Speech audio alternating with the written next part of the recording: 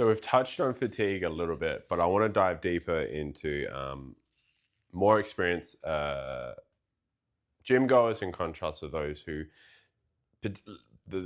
those who don't train as much. So let's identify them too. So I would potentially look at it like 3.5 years and under would be you're less experienced, and more than 3.5 years more experienced. I'm not the biggest believer in beginner, intermediate, advanced. Like, obviously, we can really just like, if you have to ask where you are in that realm, then you're probably a beginner to an intermediate. And I would much rather, if I could digress for 2 seconds, I'd much rather be a beginner slash half an intermediate so that I don't, so that my exercise selection, my volume control is not as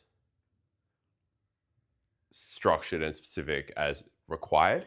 In contrast, if you're new to the gym or an intermediate, you can just like go to the gym, train hard, and you will get results. That's the truth. That's the honesty, right? It's if you've been training for years, it's gonna be a lot harder to get results, predominantly because there's gonna be the access to motor units is gonna be easier, yes, but hitting new fibers or getting different adaptations is going to be more difficult, and your strength is going to be higher. So it's going to be harder to progress. In contrast, if you're new to training, motor unit recruitment is potentially harder to access, predominantly because coordination is a bit higher. But once you access that high threshold motor units, they're just there and accessible. Accessing different fibers is easy because they're all novel. Everything you do is quite novel, and you're not as strong. So access to harder loads, let's go with 7+ effort, is easier to access. So therefore, time inside the gym isn't as long. And perception of effort, being like how hard you perceive a movement or exercise, isn't as high as someone who's been training for years and going, here we go, like I'm now having to load this movement so hard that I have to like really feel some things. But I digress. So experience. I want to talk about those highly experienced people, if we can get a bit deeper here. So trainer failure equals less volume. So if you have the capacity to train quite hard, and we're talking to an actual trainer failure, and they know how that looks within every exercise, and they can understand what it means to be true failure, in the essence of the form failure, as well as muscle failure. In contrast, potentially a newbie who their train to failure is potentially their mind, and therefore we have to allocate more volume so that they can actually train to failure and get the right adaptation. More warm-ups required equals less volume. So once again, if they're leg pressing 300 kilos, they're not putting a leg press on 100 kilos and then 200 kilos and then doing like 2 warm-ups and working. They're understanding load management so that they're probably starting at 80, then 140, and then 180, and then 240, and then 280, and this is a warm-up feeder set, 2 clusters, and then a working. We've spent like 20 minutes on a leg press. So therefore, immediately, it's like you're still a normal human being inside the gym. You only want to spend X amount of time inside the gym, and your intensity throughout the first exercise, the last exercise needs to be the same.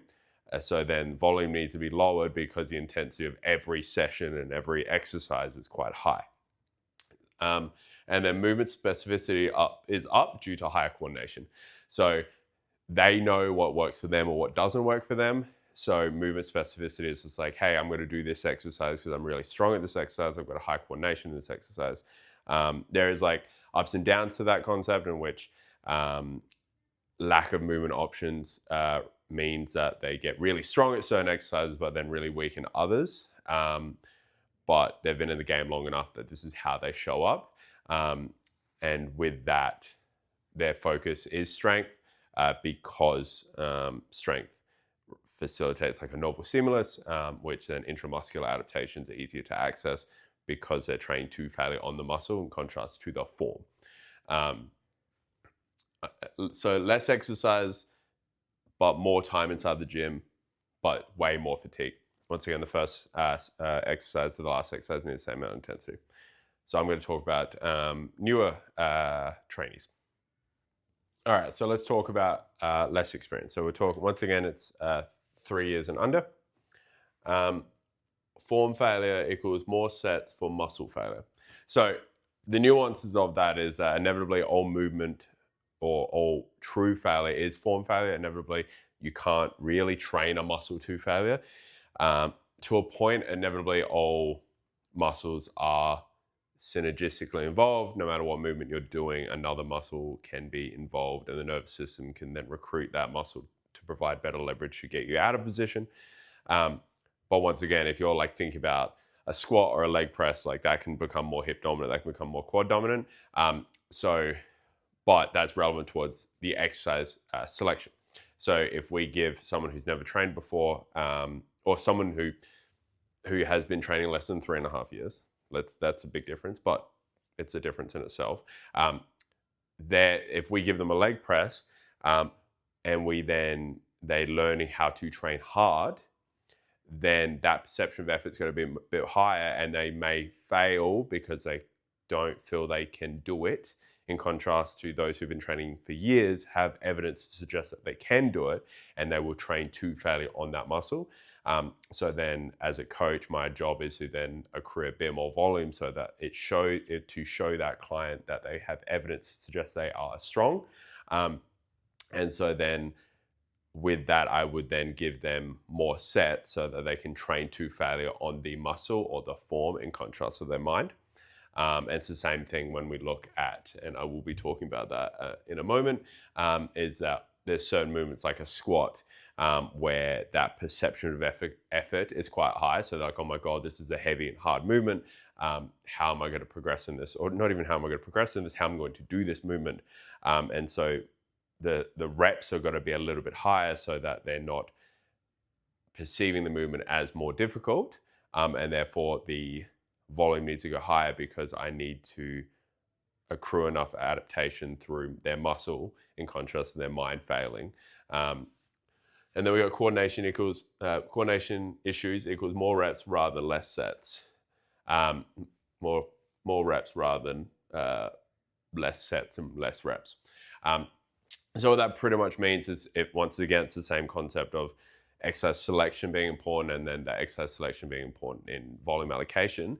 But if we give a client an exercise like a squat, or potentially let's go with something basic like a lat pull down, the coordination of muscle turning on and off, the nervous system learning how to coordinate each muscle, and having the skill to do the movement is not as good, right? So then our goal as a coach is like, well, I want you to train a failure on the movement and not provide better leverage for other muscles to be involved, and I want you to do the movement properly. So if I were to give you a 6-rep set or a 5-rep set, you're probably not strong enough to know how to leverage the right muscles, and you might cheat. So I'm going to give you a bit more reps, and I'm going to get you to really focus on cadence. So we're going to be there a little bit longer to do so. In contrast to potentially someone who's been training for years, in which their exercise selection is going to be cool, like just get stronger in this movement, and then there's picky nuances involved within that. And I can give someone who's more experienced like 4 reps, and they can really hone down on just thinking about elbow to hip, like that's what they think about, in contrast to someone's new to training or up 3 years and younger, and they're just like, all they're thinking about is driving that like bar to their chest per se. So then that A to B at the start, the end of the movement for them is different. So immediately the way they train is going to be different, and therefore the sets and reps are going to be different. Not as strong equals perception of effort lower. They rest less, and training not as hard. So immediately that in itself is going to suggest that we're going to pick exercises that don't have as much fatigue, then the perception of effort is not as high. So they're going to just smash through a session or a set or an exercise. Like if I give someone a leg press who's been training less than 3.5 years, they probably can do, I want to say 200 and less. So then immediately they're just got to go, cool, I'm going to do 3 sets and then just get out the way. Their percentage of effort's not as high because it's not that heavy. Like they could probably go, cool, I can do 2 times my body weight. And I'm like, yep, tick, done, let's go. Contrast to potentially those who've been training for years where they're doing like 4 times their body weight or more. And so that like intensity is higher. And so they require a lot more rest. And then training not as hard. At the end of the day, they're not training as hard. They're like smashing out a set, smashing out another set, smashing out another set. The non-experienced people. So therefore, because they're not training as hard, their rest between sets aren't as high. And so they're just like, cool, I'm ready to go and go again. And as a coach, my job is to train them to failure. So I'm just going, cool, I'm just going to add load and want you to fail and get really used to getting stronger because that's a main component. So more volume, but there's less time inside the gym.